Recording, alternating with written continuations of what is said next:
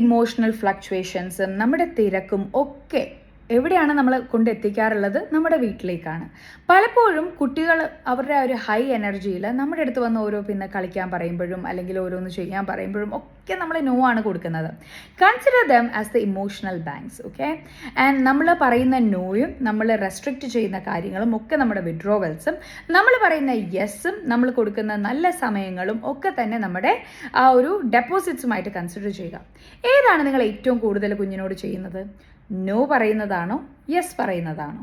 Now it depends. Situation അനുസരിച്ച് നമ്മൾ ചില കാര്യങ്ങൾക്ക് നോ പറഞ്ഞേ പറ്റത്തുള്ളൂ. പക്ഷേ നമ്മൾ തീർത്തും എപ്പോഴും റെസ്ട്രിക്ഷൻസ് മാത്രമാണ് വെച്ചുകൊണ്ടിരിക്കുന്നതെങ്കിൽ ഓട്ടോമാറ്റിക്കലി കുഞ്ഞും നമ്മളോട് റെസിസ്റ്റൻസ് കൂടുതലായിട്ട് കാണിക്കും, ഒട്ടും കോപ്പറേറ്റീവ് ആയിരിക്കില്ല. നമ്മൾ പിന്നീട് എന്തെങ്കിലും അവരോട് ചെയ്യാൻ പറയുമ്പോഴും അവർ ആദ്യം കാണിക്കുന്ന ആ ഒരു റെസ്ട്രിക്ഷൻ ആയിരിക്കും, നോ എന്നുള്ളതായിരിക്കും അവരും ആദ്യം പറയുന്നത്.